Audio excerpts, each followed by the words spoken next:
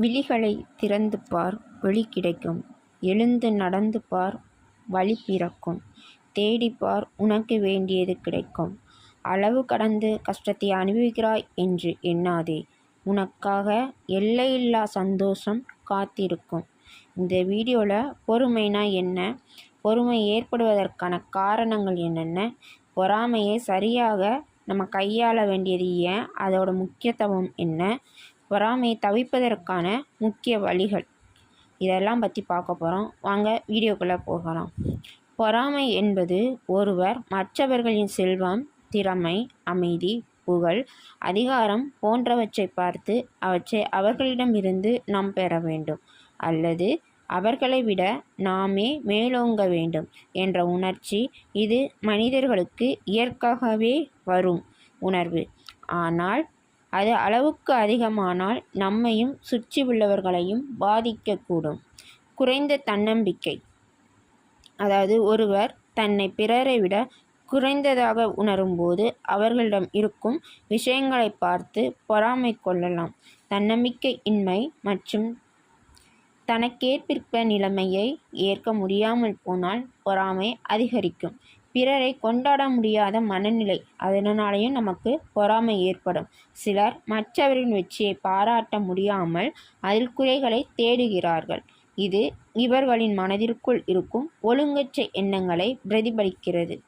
போட்டியோட உணர்வு, ஒருவர் மற்றவர்களை விட மேலோங்க வேண்டும் என்ற எண்ணத்துடன் வாழும்போது அவர்கள் வெற்றி பெறும்போது பொறாமை கொள்ளலாம். இது கல்வி, வேலை, சமூக அந்தஸ்து போன்ற இடங்களில் அதிகம் காணப்படும். சமூக ஒப்பீடு, சமூகத்தில் மற்றவர்களை அடிக்கடி ஒப்பிட்டு பார்ப்பது பொறாமைக்கான முக்கிய காரணங்களாகும். அவருக்கு இது இருக்கிறது, எனக்கு ஏன் கிடைக்கவில்லை என்ற எண்ணம் மனதை பொறாமையான உணர்ச்சிக்குள் இழுத்து செல்லுகிறது. வாழ்க்கையின் திருப்தியின்மை, வாழ்க்கையில் இருக்கும் செல்வம், வேலை, உறவுகள் ஆகியவற்றில் திருப்தி இல்லாதவர்கள் பிறருடைய வாழ்க்கையை பார்த்து பொறாமை கொள்ளக்கூடும். நம்மிடம் உள்ளதை மதிக்காமல் எப்போதும் இன்னும் அதிகம் வேண்டும் என்ற எண்ணம் பொறாமையை உருவாக்கும்.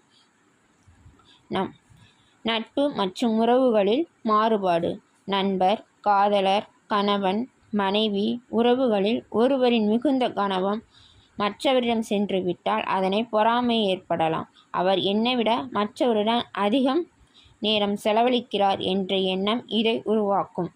சாதனைகள் மற்றும் திறமைகள், மற்றவர்கள் அதிகம் சாதித்தால் அல்லது அதிக திறமையுடன் இருந்தால் அவர்களை பார்ப்பது அவர் சிலர் பொறாமை கொள்ளலாம். ஒருவரின் திறமையை பாராட்டாமல் அதை கேவலமாக நினைத்து கொள்ளும் மனநிலை.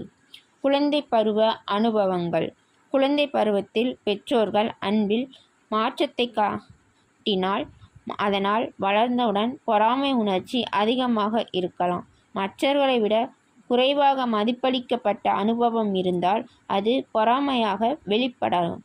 பொறாமையை சரியாக கையாள வேண்டியது ஏன், அதோட முக்கியத்துவம். பொறாமை ஒருவர் மனநலத்தையும் உறவுகளையும் பாதிக்கக்கூடும்.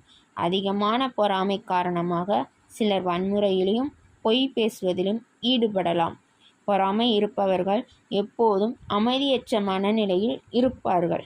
பொறாமை தவிர்ப்பதற்கான வழிமுறைகள், உங்கள் வாழ்வில் உள்ள சிறப்புகளை உணருங்கள். நீங்கள் பெற்றிருக்கும் நன்மைகளை